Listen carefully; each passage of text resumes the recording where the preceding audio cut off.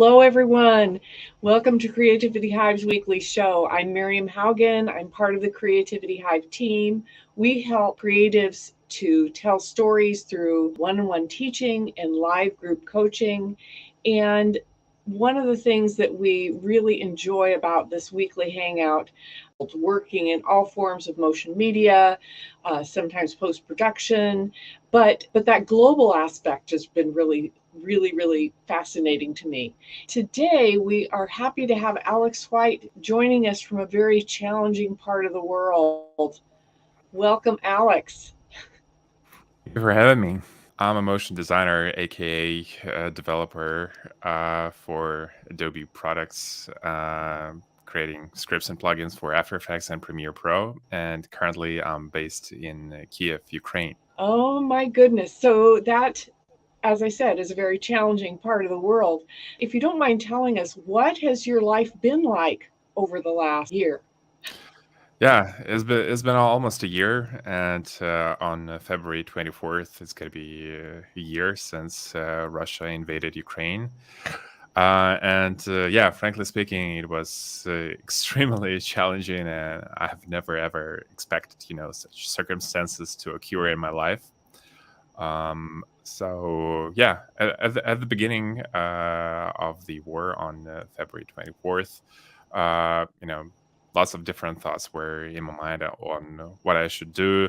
Shall I join the army, and so on and so on. So uh, lots of different things happened, and for the first days of the war, I've decided to stay here in Kiev. But Russians were coming closer and closer to Kiev, and I have heard like lots of explosions, lots of gunshots. All they were happening almost, here in Kiev. After a couple of days, I've decided that I'm gonna move to another city, to a bit safer place. But it wasn't super safe there neither, because Russia started to launch lots of long distance missiles. And, sometimes I've been waking up at the middle of the night, and, I have even saw the explosion, like this, the whole mushroom thing uh, that occurs after Wow. after the rocket fell into the local TV center. So it was crazy.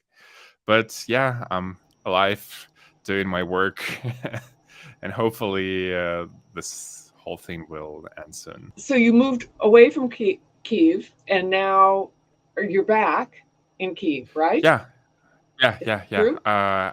After yeah. After spending a couple of months, in a different city, I've decided to come back to Kiev because it's like my home.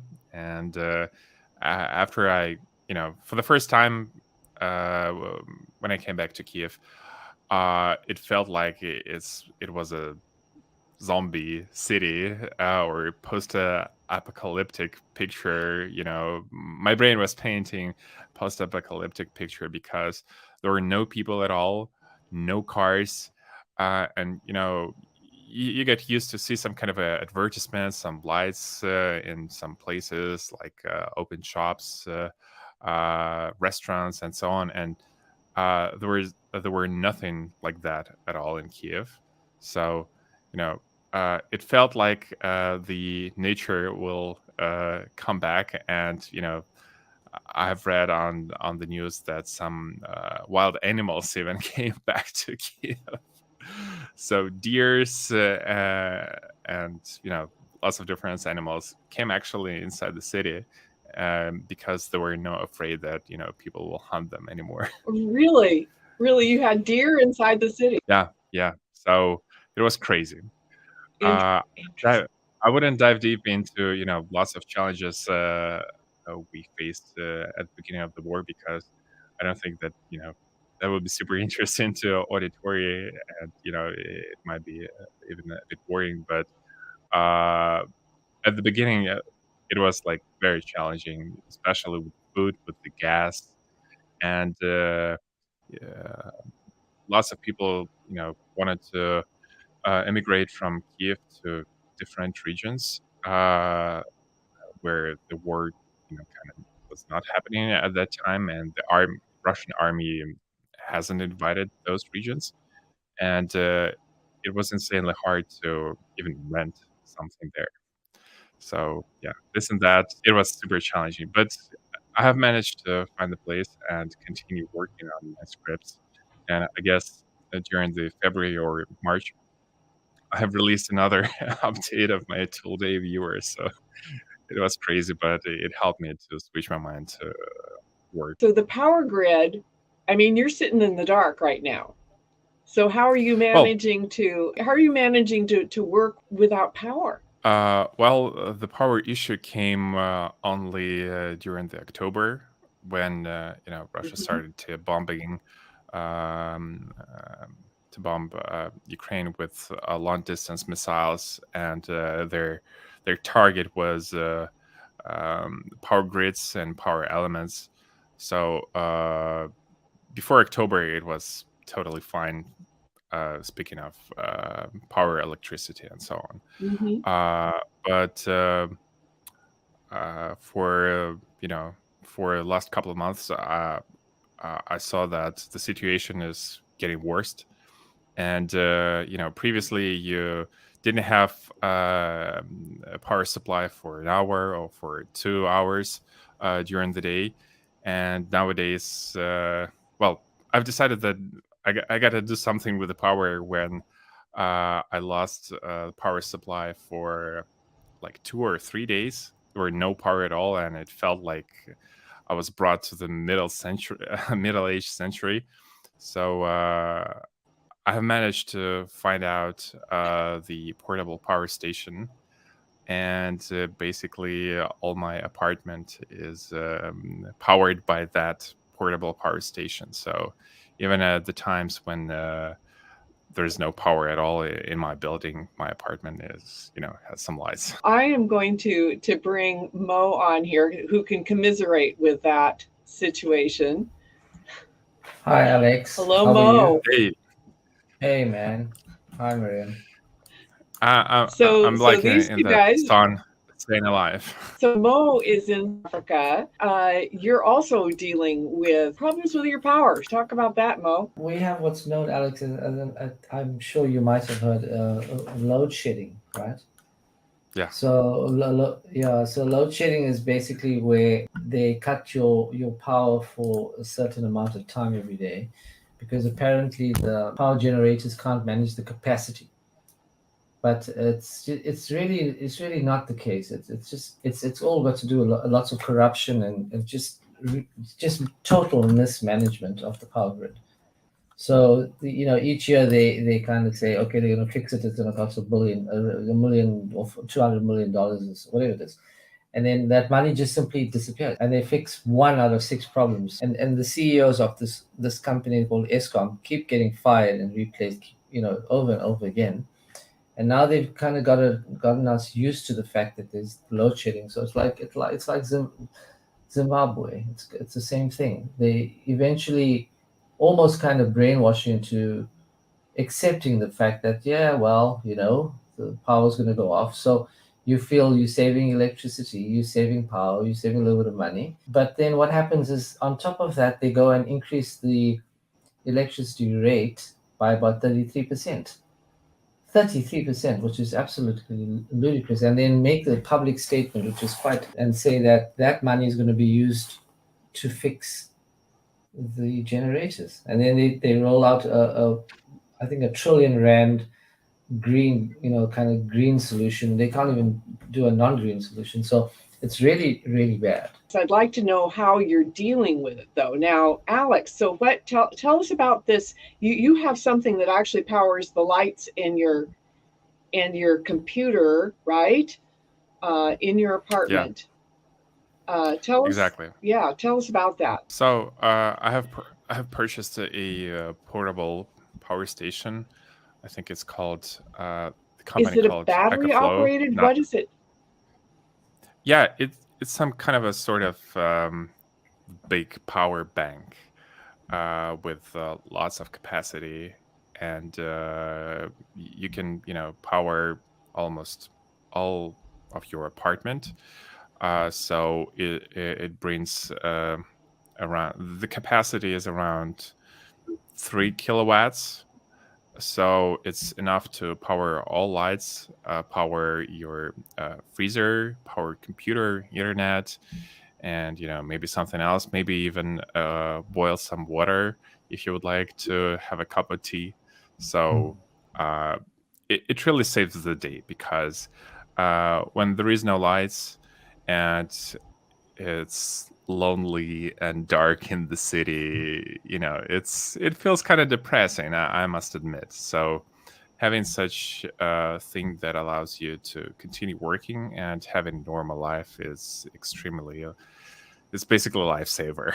Tell us about the device that you just got, Mo. Well, look, That is, but it doesn't sound like it will. It's not a 3 kilowatt by any standard. It's I mean, you're in an apartment, I'm in a house. It's a little bit different size wise, I guess.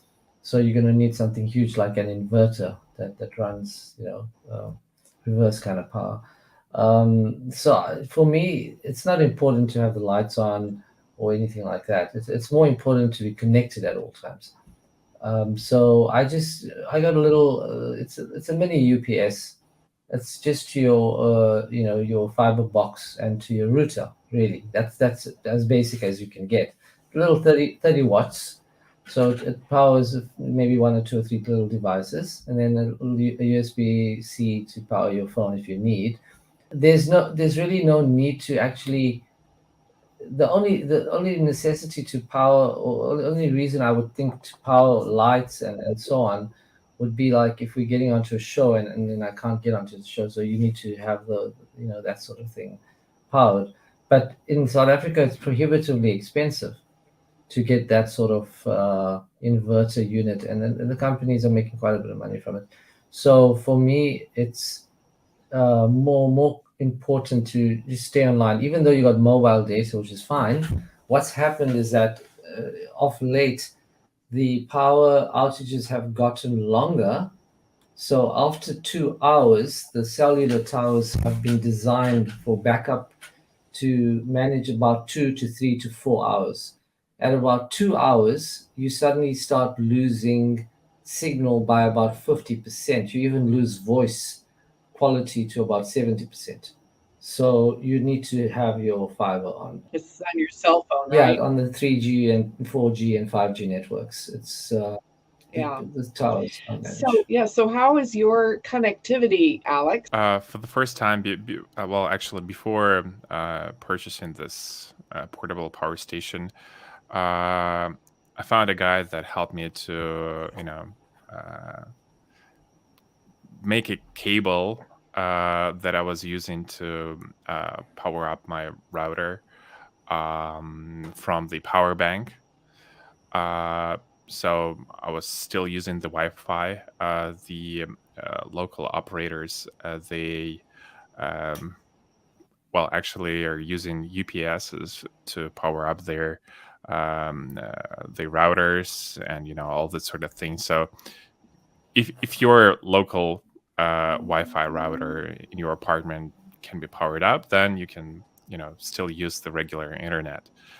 As for the mobile connection, well, it really depends on the operator on the cell operator that you're using. But most of the time, I don't have any connection, as it's a Ukrainian-wide problem. So when this long distance missiles started to blow up the infrastructure, it was really hard to even give a call to anyone. And I've tried to call my relatives at that time, and it was kind of scary because you feel like you're in the middle of unknown situation, and you're still don't know if they're alive, if they're okay. So but currently with my setup, I have internet, so even if I don't have GSM connection, I can still call them via internet. What about heat, though? This is the middle of winter. What kind of heat do you have? Yeah. Well, we get very lucky with this year winter, because it's super warm, and I was outside today, and it felt like a spring today.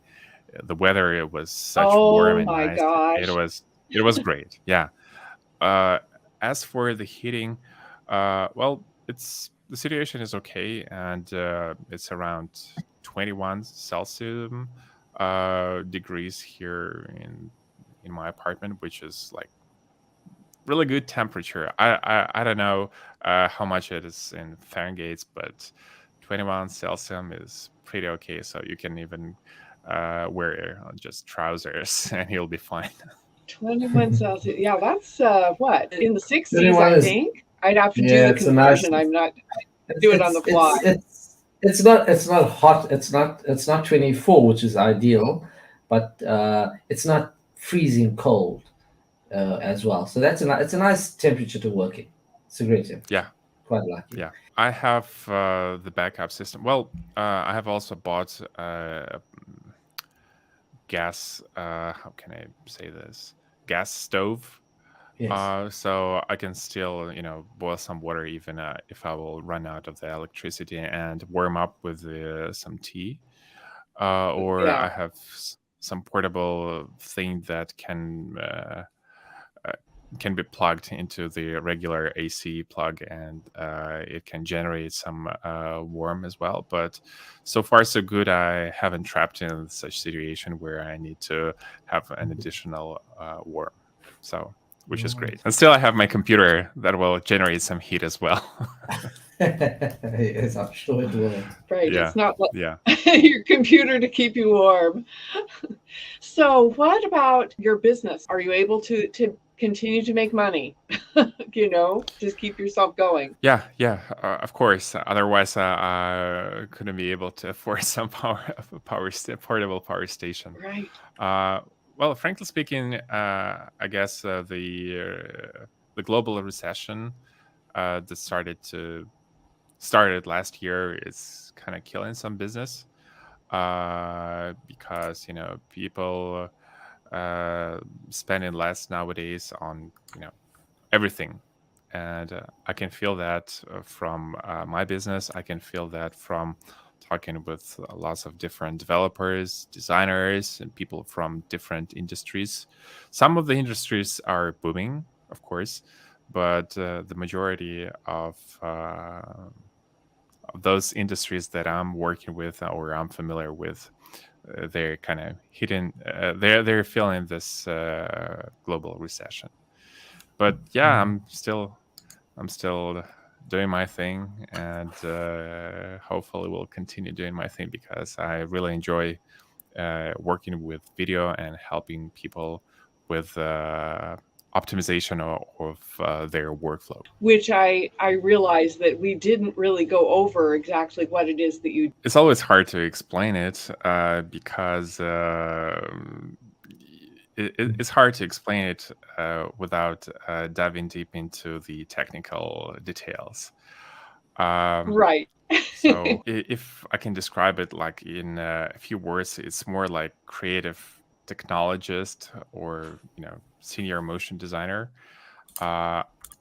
So I've been working as a motion designer around 10 years, and well, maybe less, but after working on different projects, doing some post-production shooting, editing, 3D graphics, motion graphics, I have collected lots of ideas on how to improve the workflow and switched from doing the actual graphics to the coding. So I'm a completely self-taught person, and everything has started from creating scripts for Adobe After Effects, my main tool where I did everything.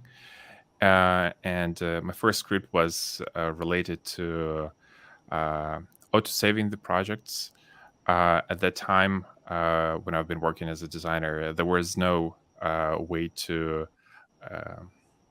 to save the project into two places. So, for example, I was unable to save copy of my project to the cloud. And it was a disaster at one time when I lost all my projects because my backup hard drive had broken. So I decided that, hey, I need to create such script because it will save lots of assets. I started to learn more and more. And currently, I create scripts and plugins for Adobe After Effects, for Premiere Pro, the flagship tools that I have developed called AE Viewer. It's a powerful and ultimate media browser where you can, preview After Effects projects, Mogart files, Premiere Pro projects, audio, video files, fonts, lots of different things, presets as well, and import or apply those directly inside After Effects and Premiere Pro. And another a tool called Font Manager. This is the script that allows you to create animated typefaces and also write with animated typefaces. When you want to create animated typefaces, it's like super tedious work, and you have to create lots of pre-comps manually.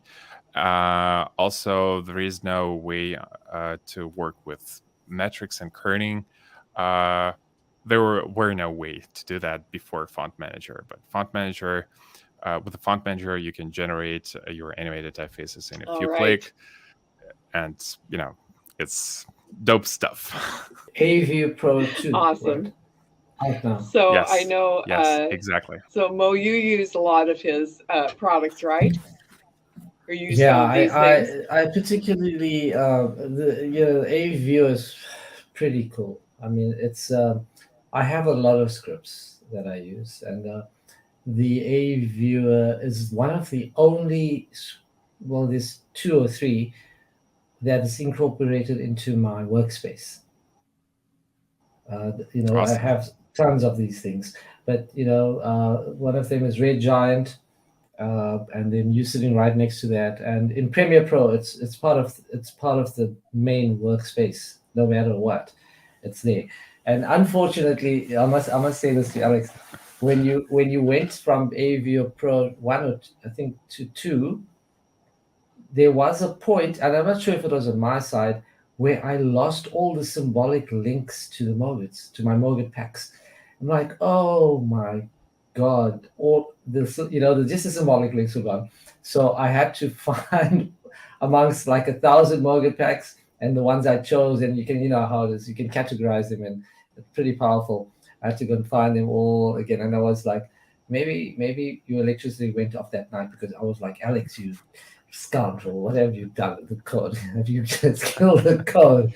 So AE Viewer is really, so for in layman's terms, Miriam, if you have a Mogat like our end logo Mogat, right? Normally in Premiere Pro, you'd have to put it on the timeline, and then you scrub the timeline and see what it looks like. In Alex's script, he's made it so easy because you have a thumbnail that you can hover over that shows you the animation of the mode, and that's just scratching the surface. So instead of wondering what the mode that's called small circles in red is going to do, you can actually preview it and say, oh well, that's actually what I was looking for. So it's a very super clever idea. Font Manager is awesome, for people that want to work with fonts. Awesome. AW Autosaver is there to save your butt, like Alex said. So 4 scripts, and I think animography, right? Controller, right? That's the fourth one. So looking forward to seeing a lot more. Hopefully this page is going to get full on A scripts. Maybe with, you got lots of time now, so I guess you could maybe anything in the pipeline, by the way. I'm more focused on the quality and feature-reached products rather than on the amount. Of course, I do have lots of ideas that I would like to implement, but still, I don't think that I have unleashed the full potential of the AE Viewer. There are lots of more things to come this year, Okay. like sequences support. So it will be, full stack, if I may put this way, full stack tool for or full production tool for everyone. I mean, for example, you're shooting, then you're previewing all your videos inside a viewer. Then you are creating some sequences and importing those from, for example, Cinema 4D or 3D Max, and you can still preview those inside a viewer, then do compositing and use a viewer for that purpose. So everyone who works inside